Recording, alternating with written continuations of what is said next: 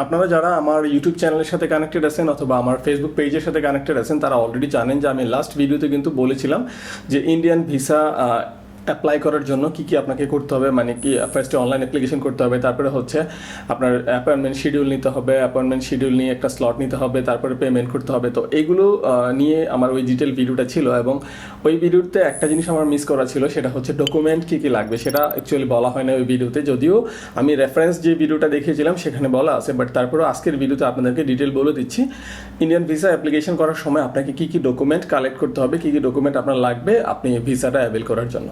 তো চলুন কথা না বাড়াই সরাসরি ভিডিওতে চলে যাওয়া যাক। ভিডিওটা শুরু করার পূর্বে ছোট্ট একটা রিকোয়েস্ট তো থাকবেই, আপনি যদি এই ভিডিওটা বর্তমানে আমার ইউটিউব চ্যানেলে দেখতেছেন, আমার চ্যানেলটা যদি এখনো সাবস্ক্রাইব না করে থাকেন প্লিজ চ্যানেলে সাবস্ক্রাইব করে দেবেন, আর যদি ভিডিওটা ফেসবুক পেজে দেখতেছেন ফেসবুক পেজটা ফলো করেই সাথে থাকবেন। চলুন ভিডিওটা শুরু করা যাক। তো যা বলছিলাম, ইন্ডিয়ান ভিসা অ্যাপ্লিকেশনে করার সময় আপনার কী কী ডকুমেন্ট লাগবে সেটা আজকের ভিডিওতে আপনাদেরকে বলে দিচ্ছি। ফার্স্টেই যে ডকুমেন্টের কথা বলবো সেটা হচ্ছে আপনি ফার্স্টে হচ্ছে অনলাইনে অ্যাপ্লাই করবেন। অ্যাপ্লাই করার পরে আপনি হচ্ছে 2 পেজের একটা পিডিএফ ফাইল পেয়ে যাবেন, যেটাতে ওয়েব ফাইল নাম্বারটা থাকবে। সেই পিডিএফ ফাইলটা আপনার লাগবে এবং এটা কিভাবে অ্যাপ্লাই করবেন সেটা কিন্তু আমার আগের ভিডিওতে আমি দেখিয়েছি, কোথায় আছে আমার চ্যানেলে এই ভিডিওটা আছে কিভাবে আপনি অ্যাপ্লাই করবেন অনলাইনে। এবং অনলাইনে অ্যাপ্লাই করার পরেই আপনি এই 2 পেজের পিডিএফ ফাইলটা আপনি পেয়ে যাবেন, যেখানে আপনার একটা ওয়েব ফাইল নাম্বার সহ আপনার ডিটেল ইনফরমেশনগুলো থাকবে। তো সেকেন্ড যে ডকুমেন্টটা লাগবে সেটা হচ্ছে আপনি ওয়েব ফাইল নাম্বারটা পাওয়ার পরে আপনি যে অ্যাপয়েন্টমেন্টের জন্য অ্যাপ্লাই করবেন, অ্যাপয়েন্টমেন্ট স্লটটা পেলেই আপনি হচ্ছে পেমেন্টটা করবেন। সো পেমেন্ট করার পরে আপনার পেমেন্ট স্লিপটা আপনাকে পিডিএফ আকারে দিয়ে দেওয়া হবে এবং সেই ডকুমেন্টও আপনার লাগবে। এটা হলো সেকেন্ড ডকুমেন্ট, যেটা হচ্ছে পেমেন্টের যে রসিদ বলি বা স্লিপ বলি, এই ডকুমেন্টটা আপনার লাগবে যে আপনার পেমেন্টটা সাকসেসফুলি কমপ্লিট হয়েছে এবং আপনি একটা অ্যাপয়েন্টমেন্ট স্লট পেয়েছেন। থার্ড যে ডকুমেন্টের কথা বলবো সেটা হচ্ছে অবশ্যই আপনার একটা ভ্যালিড পাসপোর্ট লাগবে, যে পাসপোর্টে অ্যাটলিস্ট 6 মাসের ভ্যালিডিটি আছে এবং ওই পাসপোর্টের যে ইনফরমেশন পেজ আছে সেই ইনফরমেশন পেজের ফটোকপিও লাগবে। তারপরে ফোর্থ যে ডকুমেন্টের কথা বলবো সেটা হচ্ছে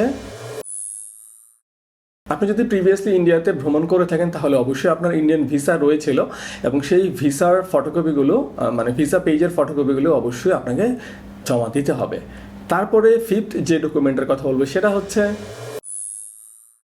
2 ইঞ্চি বাই 2 ইঞ্চি একটা কালার্ড ফটোগ্রাফ লাগবে, মানে মানে আপনার একটা রঙিন ছবি লাগবে, যেটা হচ্ছে অবশ্যই সাদা কালারের ব্যাকগ্রাউন্ড হইতে হবে এবং যেখানে আপনার হচ্ছে কান দেখা থাকতে হবে এবং রিসেন্ট ছবি হইতে হবে, যেটা মানে প্রিভিয়াস 3 মাসের মধ্যেই হইতে হবে, মানে আপনি যে অ্যাপ্লিকেশন করতেছেন তার 3 মাসের মধ্যেই যেন ছবিটা হয়, তার পুরানো যেন না হয়। তারপরে যে ডকুমেন্টের কথা বলবো সেটা হচ্ছে আপনার জাতীয়তা প্রমাণের জন্য আপনার এনআইডি কার্ডের কপি লাগবে এবং এনআইডি কার্ডটা লাগবে। এবং আপনার যদি এনআইডি কার্ড না থাকে, আপনি যদি মানে অপ্রাপ্তবয়স্ক হন, তাহলে তো অবশ্যই আপনার অনলাইন জন্ম নিবন্ধন সার্টিফিকেট আছে, যেহেতু আপনার পাসপোর্ট আছে তাহলে অনলাইন জন্ম নিবন্ধন সার্টিফিকেটের কপিটা অবশ্যই লাগবে। তারপরে যে ডকুমেন্টের কথা বলবো সেটা হচ্ছে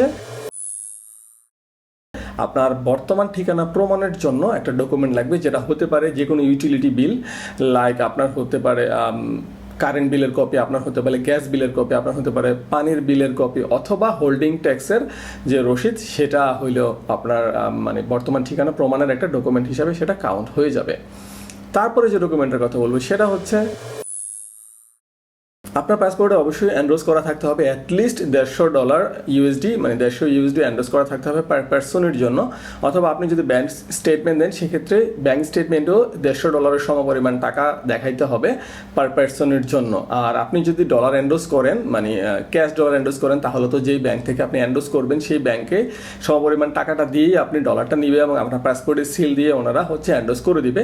আর আপনার যদি ইন্টারন্যাশনাল ক্রেডিট কার্ড থাকেন, ইউএসডি অ্যাভেল করা ক্রেডিট কার্ড, মানে USD dual currency credit card, তাহলে হচ্ছে আপনি সেই ক্রেডিট কার্ডও এটা এনরোজ করতে পারবেন। সেক্ষেত্রে কোনো টাকা দিতে হবে না ব্যাংকে, আপনার জাস্ট ক্রেডিট কার্ডের এগেনস্টে আপনার পাসপোর্টে এনরোজমেন্টের সিলটা দিয়ে দেবে এবং সেই ক্রেডিট কার্ড দিয়ে আপনি হচ্ছে ইন্ডিয়াতে যে মানে ইউজ করতে পারবেন, যেহেতু আপনি ক্রেডিট কার্ডে এনরোজমেন্টটা করে রেখেছেন। তারপরে যে ডকুমেন্টের কথা বলবো সেটা হচ্ছে প্রুফ অফ ইউর প্রফেশন, আপনি কোন প্রফেশনে আছেন সেটার একটা ডকুমেন্ট লাগবে। লাইক আপনি যদি সরকারি চাকরি করেন গভর্নমেন্ট অর্ডার জিও হতে পারে, আপনি যদি রিটায়ার্ড করেন সেক্ষেত্রে রিটায়ারমেন্ট লেটার লাগবে, আপনি যদি স্টুডেন্ট হয়ে থাকেন স্টুডেন্ট আইডি কার্ড লাগবে, আপনি যদি বিজনেসম্যান হয়ে থাকেন আপনার ট্রেড লাইসেন্স হতে পারে। সো ডিপেন্ড অন আপনি কী করতেছেন, লাইক আপনি প্রাইভেট সার্ভিস করতেছেন তাহলে আপনার এনওসি হতে পারে। সো আপনি কী করতেছেন তার উপর ডিপেন্ড করে আপনার একটা ডকুমেন্ট লাগবে, যে ডকুমেন্টটা প্রমাণ করে আপনি বর্তমানে এই পেশায় নিয়োজিত আছেন। তারপরে যে ডকুমেন্টের কথা বলবো সেটা হচ্ছে আপনার প্রিভিয়াস যত পাসপোর্ট আছে সবগুলো পাসপোর্ট অবশ্যই জমা দিতে হবে। এমনটা হইতে পারে বর্তমান আপনার যে পাসপোর্ট আছে তার আগে আপনার আরেকটা পাসপোর্ট ছিল, তার আগে আরেকটা ছিল, যেগুলো এক্সপায়ার্ড হয়ে যাওয়ার পরেই আপনি নতুন করে রিনিউ করেছেন। সো আপনার তো মাল্টিপল পাসপোর্ট থাকতেই পারে, যেগুলো এক্সপায়ার্ড হয়ে গেছে সেই সবগুলো পাসপোর্টে অবশ্যই জমা দিতে হবে, কারণ ওই পাসপোর্টগুলোতে আপনার প্রিভিয়াস ভিসার হিস্ট্রি থাকতে পারে। সো সবগুলো পাসপোর্ট অবশ্যই জমা দিয়ে দিবেন। এটা হচ্ছে লাস্ট ডকুমেন্ট যেটা আমাদের আজকের লিস্টে আছে। তো আশা করি এই সকল ডকুমেন্টগুলো যদি দিয়ে আপনি অ্যাপ্লাই করেন ইন্ডিয়ার ভিসার জন্য, আপনার ভিসাটা হয়ে যাবে এবং আপনি ঠিকঠাক মতো ইন্ডিয়া ঘুরে আসতে পারবেন। তো আজকে এই পর্যন্ত ভিডিওটা, আশা করি বুঝতে পারছেন কী কী ডকুমেন্ট লাগবে ইন্ডিয়ান ভিসার জন্য সঠিকভাবে অ্যাপ্লাই করার জন্য। যদি বুঝতে পেরে থাকেন অবশ্যই ভিডিওটা লাইক করতে ভুলবেন না, কোনো প্রশ্ন থাকলে কমেন্ট করতে ভুলবেন না। আর সর্বোপরি যারা আমার এই ইউটিউব চ্যানেলটা এখনও সাবস্ক্রাইব করেন নাই সাবস্ক্রাইব করে দিবেন। আর যদি ভিডিওটা ফেসবুকে দেখতেছেন ফেসবুক পেজটা ফলো করি সাথে থাকবেন। আজকে পর্যন্ত আবার দেখা হচ্ছে নতুন কোনো ভিডিও নিয়ে। আল্লাহ হাফেজ।